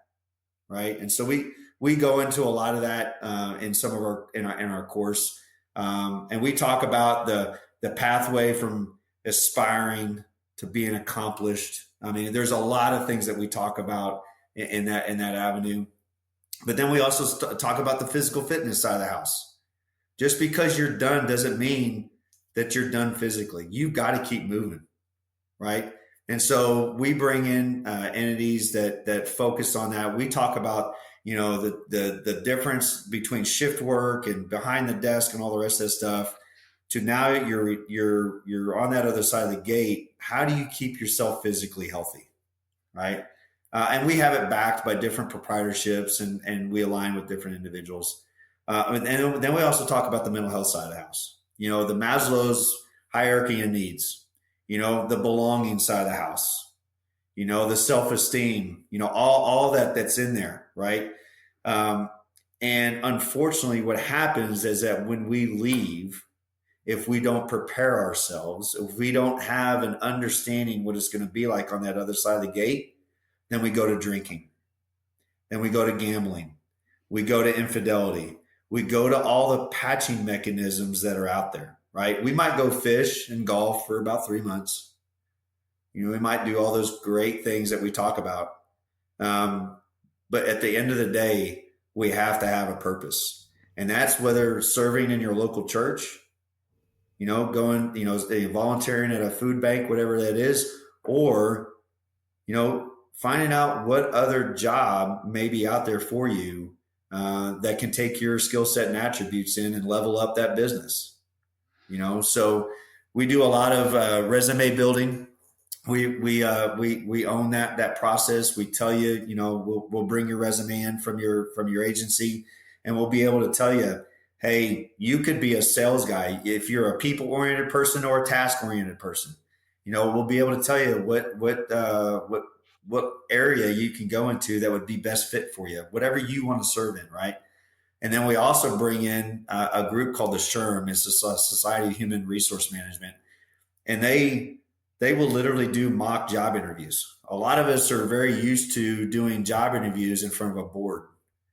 And I'm talking more about our program, but, we actually do some mock interviews, one-on-ones. And these are HR individuals from various different HR entities, businesses that are here in the Oklahoma City metro area. And they'll do 2 30-minute ones where they will evaluate and give feedback. And so that first responder, when they come in, whether you're a battalion chief or you're a lower level patrol officer or, a paramedic or whatever it is, you're feeling comfortable having that one-on-one interaction with that HR individual, right? So it's a lot of it has to do with language. A lot of it has to do with presentation. How many, James, let me tell you, it's been surprising. How many do you think are actually on LinkedIn? First responders in general, you mean? Yes. The way you phrased that, I'm going to assume it's low. So, if low. you hadn't phrased it that way, I'd be like, oh, it must be 80%. But I'm assuming it's not. It's extremely low. And we all know what LinkedIn is. It is a resume, right? And so, we bring that in front of them and help them build their LinkedIn profiles, and really be able to put them. And some of them don't want to be on that type of platform. And I understand that, but giving them those resources, so when they do make that decision, and we really, in our Beyond the Badge courses, we target 18 months and in whatever your gate is, 18 months out, to help you facilitate that transition. So if you want to be, I've got a lieutenant, local highway patrol here. He wanted to be a home inspector. So plug him into a local training, technology center here, does his 90-day course, and he's good to go. So when he leaves, he knows exactly what he's going to do. Already have the company aligned with them, all the rest of the stuff, right? So, I've got a firefighter that's part of our mentor circle, and he was in the Murrah bombing, was forced retired in 2018, and is now a sales rep, a pretty senior sales rep for Bitcoin.com. So you can take a lot of your skill sets and you can apply it to various different areas. You just need a structured way. And that's where we fail. We fail as agencies. We fail as states. We fail as, unions to supply that structure for when we leave our service. Why is it when, I would say even more so the fire service, because, we're firefighters and we're EMS and a lot of agencies too. So, a real Swiss Army knife, then you throw in rope rescue and confined space and all these other specialties on top of that. Why is it that when we walk out the back door, whether you're a cop, you're a firefighter, we think, well, I've got to do something with a Halligan or a gun? Like, where does that myopic? Because, you think about it, teamwork, problem solving, working under pressure, all these skill sets that we have. But, we have that same, what is it about our journey through the profession that creates such a kind of blinkered view of our own skill set? Because that's always how it's been done. Nobody has taken this on, James. Nobody in this country has taken this on. I can think of one other person. He's out of Virginia, but I can only think of one other entity that's even touching this. And it's because we're kind of the forgotten group, right? So we do our service. Thank you for your service. See you later. Have a good one. You're off on your own, right? But we haven't, we die 5 to 7 years on average across the United States, 5 to 7 years after our service. Our mortality rate is 24% higher than any other occupation in the United States. We die at 66 as opposed to 82, 85. And I've always said, just to jump in with that's startling in itself. But if you think about, compare it to the community, you're talking about people that arguably are fitter and more mentally resilient than the average person, which makes those stats even worse, because I would say a lot of us should be living a lot longer than that. Absolutely. And a lot of it has to do with that ideology, that depression, that anxiety, that fear, all the rest of the stuff, those building blocks that then become part of our health issue. Because our health issues, the top three that I mentioned earlier, are cardiac oriented, cancer oriented, and suicide. Those are the top three. And when we don't offboard, when we don't prep our people, what I call prep the battlefield, that's what we say in the military, prep the battlefield, which we are going to go into. When we leave this gate, it is a completely different battlefield we're going into. If we don't have that mindset and we're not prepared for it, then we are going to freaking fail. And it's asinine. And I've talked to a lot of different companies and organizations and stuff like that. And they go, we thought that would be part of your program. And it's absolutely. I spoke at a large fundraising breakfast in February. A lot of high end type CEOs from various different banks and all the rest of the stuff. Some of them have relatives that are first responders, and for them to come up to me absolutely petrified.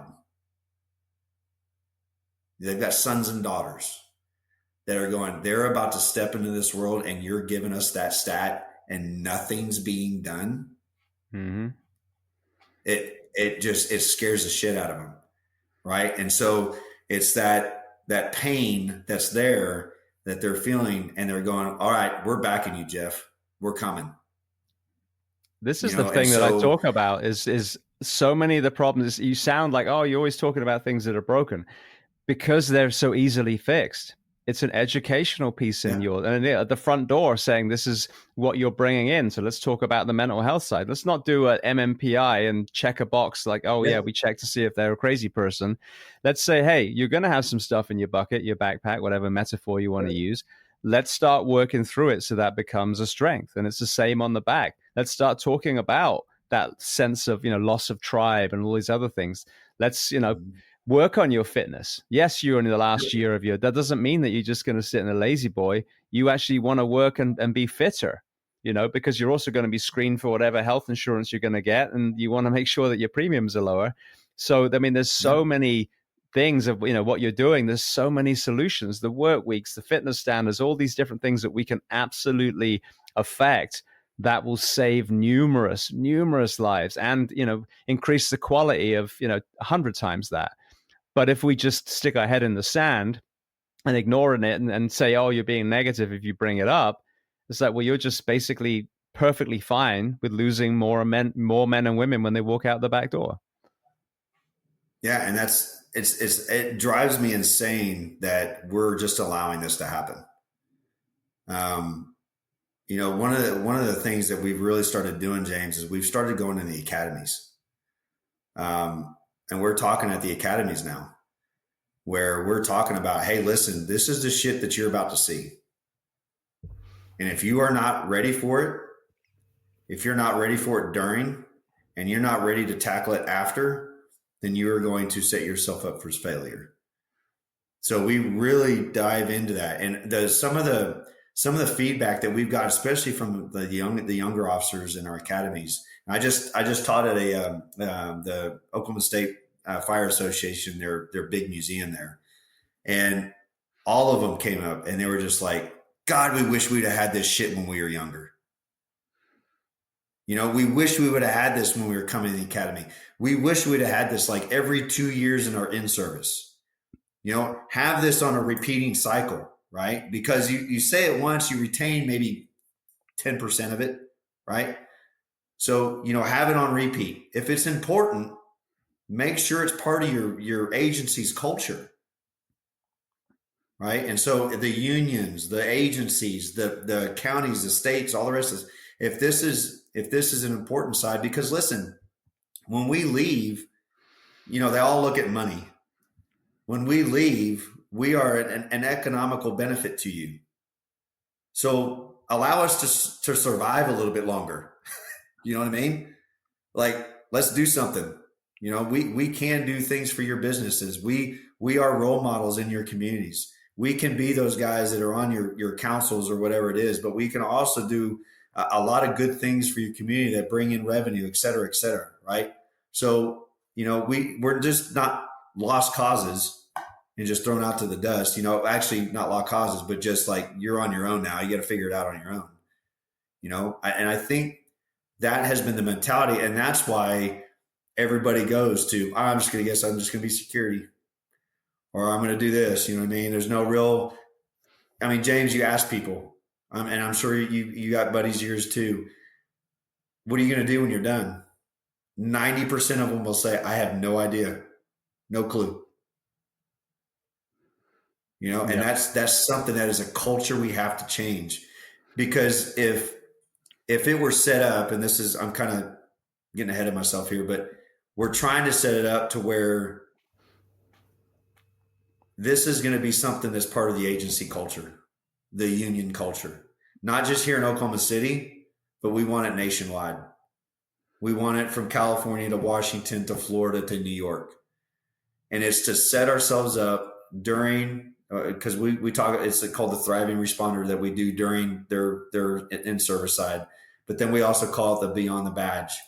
Looking, it's a 4-day deep dive into literally figuring out what the hell you're going to do afterwards, and at least giving you opportunities, letting us show you what that path looks like.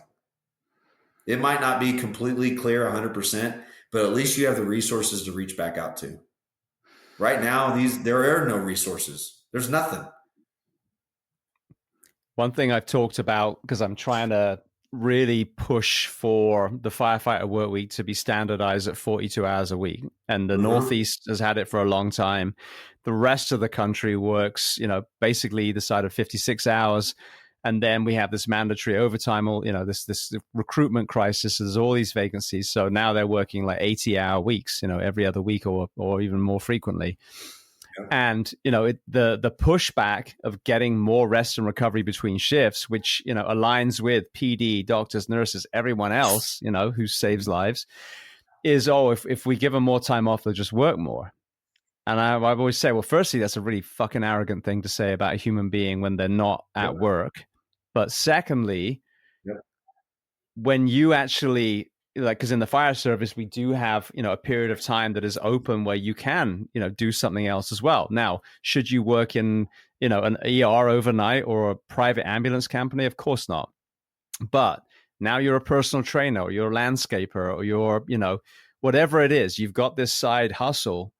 That's a good thing, because we're kind of bridging what you're talking about. You've created another tribe, another identity, another purpose. And so now, whatever it is that you're doing, God forbid you lose your job, you get fired, you get hurt. Now you have that thing to go to, or you simply retire. What are you going to do, Jeff, when you retire? Well, I've already got my business that I built up. So I know what I'm going to do. That's what I'm going to do. So in my profession, that ends up not only being a second source of income, a safety net, whatever it needs to be. And then this is the kind of thing I'm saying, do something that's going to put you at home in the evening, though, with your family, and then, in bed next to your partner. Don't do stuff that's going to keep you overnight. But, this is an absolutely beautiful thing. Write a book, start a podcast, whatever it is that you want to do. And then you start realizing through your career, oh God, I'm so much more than, just a cop and just a firefighter. And I'm so damn proud to be those things, but it's not all of me. It's some of me. And again, don't get me wrong. I'm not also, saying, if you're a real estate agent and you just go to the fire station for 24 hours and you keep working on your business, also no. When you're at a station, you're a firefighter and you should be all in on training and your fitness and everything else and running calls. But having that second identity outside, I think that is also another great movement, especially in the fire service. You don't have to, but most of us have something that we love to do. You play in bars, and you're a guitarist and a singer, whatever it is. Doing that other thing, I think there's so much benefit. They see it as, they can't work off duty. Like, bullshit. Why not? He's a swim coach, whatever it is, go do that thing. Just be cognizant of making sure you get rest and recovery on those days off. You hang drywall, amazing. Just go home at 5. Right. Yeah. Have some boundaries, right? As you were talking, we always talk about the three big reasons that we talk about, having that purpose afterwards is to elongate your life, give stability to your home, and repurpose you into the community you just served. And that resonates across the board. Right. And it's so easy to fall into, me, that kind of thing, and not doing anything, because that's been kind of the culture, right? It's almost a standard right now. It's just like, Jeff, figure it out on your own, buddy. And like, again, don't get me wrong, we're all big boys here, big girls, but at the same time, that's why those that are in uniform can't figure out what to do with these guys on the other side, because they're not there yet, right? So they can't say anything, right? So it's the ones that are over here on this other side that are saying, hey, you need to do this. And there's got to be some reach back saying, hey, prep yourself, and coming in. So, I really do congratulate guys. I was actually had lunch with one of our SWAT operators. I was on the team with him for a while, and he's 17 years in, and he just took up ice hockey. He said never skated in his life, and he started taking up ice hockey. And I said, and he goes, it was so nice to go do something that was not work related. It helped me in my head. It helped me in my spirit. It helped me in my being. It helped me be able to talk to my wife, and being grounded with my kids and all the rest of the stuff. He goes, because so many of us just hone in on that professional side, that we go do the job and then we go do the side job, and then the only friends that we have around us are the people that we work with, and blah, blah, blah. You know what I mean? We're just so integrated, but we don't go and do anything outside, right? It's almost like there's a fear to do that. It's like, well, they don't know who we are. They don't know what we do, blah, blah, blah, right? So I can't talk to them, right? And don't get me wrong, for a long time, I had a little bit of that ideal too. But at the same time, I started realizing that I had to have people outside of my workplace to communicate with. I had to have, different arenas for me to be involved in, you know what I mean? And so it was, it's refreshing to hear those stories. I wish there were more of them. And, I know the fire guys, they do take on a lot of different type of skill sets just because of the way, like here, I know Oklahoma City, I think they do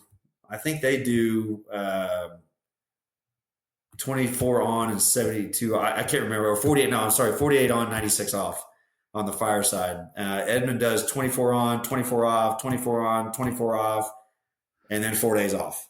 So it's kind of interesting how the dynamic is in that rest work cycle. For us, we were working 10-hour shifts, 4 days a week type deal. But there was a lot of overtime. It wasn't mandatory, but you were extremely pressurized to stay over or to come in or whatever it was, whatever have you. You know what I mean? So just because of the shortages. I think another thing, James, too, is, and I'm not trying to go off track here, but I think a lot of it is our retention. Our retention is just absolutely atrocious right there. There is no programs to retain people. Like and that's sad, because that means that they are not really invested in their people.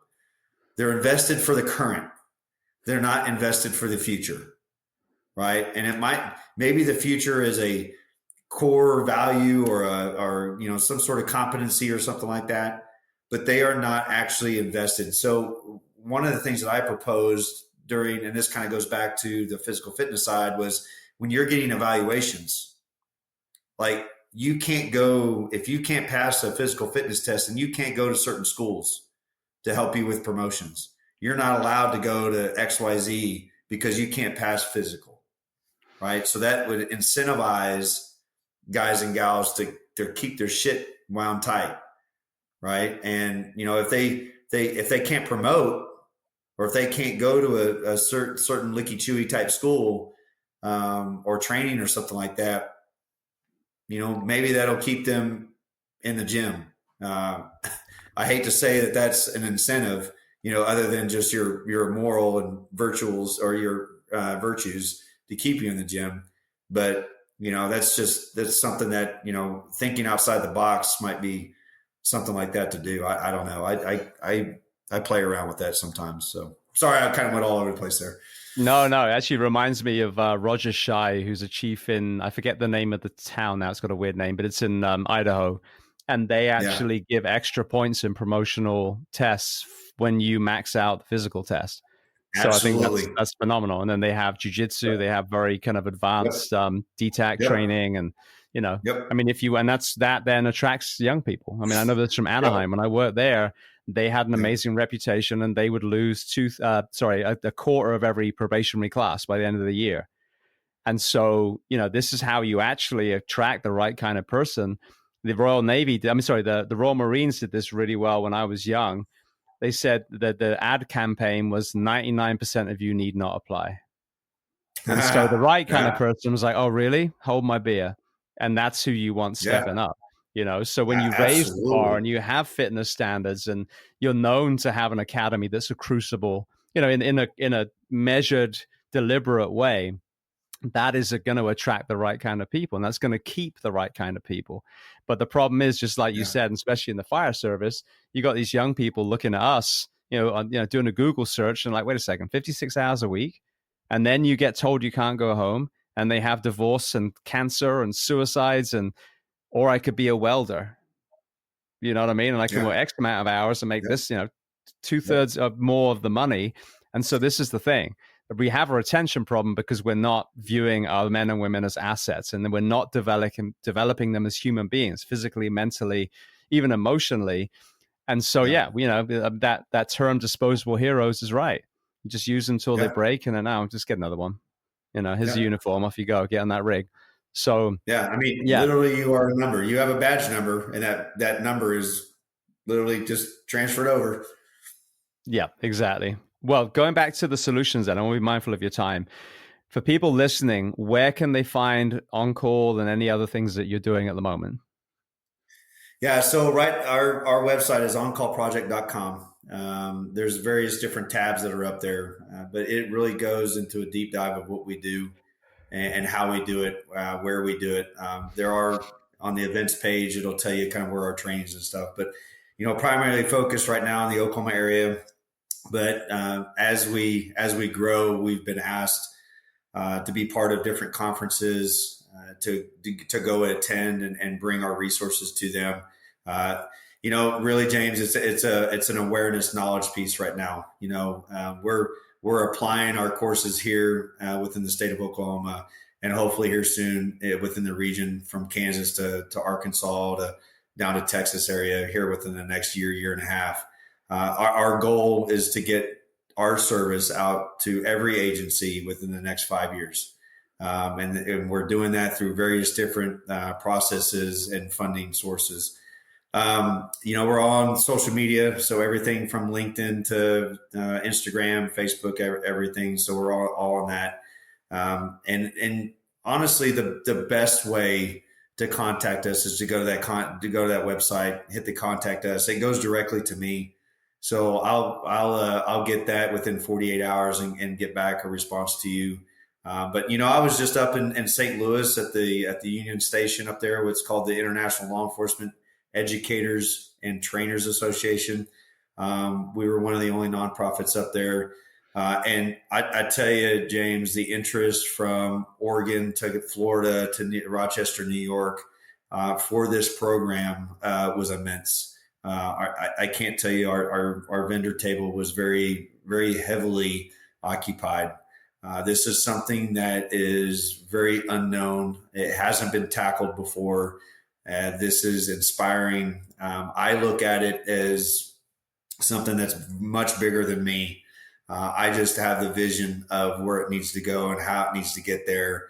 We have a board of directors. It's a nonprofit. So, we're always looking for, individuals to help, source us and fund us to get our program to where it needs to go. But we're all, majority of us that are in this group are all first responders. We've been there, done that. Our mentor circle is full of prior police, EMS, firemen that are very successful in the private sector right now. Some of them are retired. Some are not doing anything, or they've opened up their own LLC or something like that, and they're still very big advocates within the community. You know what I mean, and valued in that community, and that's what we want to do. We want to make sure that our people are taken care of from the start all the way to the end of their life. They have given a lot to us. They've given a lot to our community, and they deserve a structured, methodical education and guided pathway to offboard into that private sector, other than just being said, thank you for your service. See you on the other side. Absolutely. Well, I want to say thank you so much. I mean, it's been such an interesting conversation, from tornadoes to Berlin to the transition out and giving people the tools. So I want to thank you so much for being so generous with your time and coming on the Behind the Shield podcast today.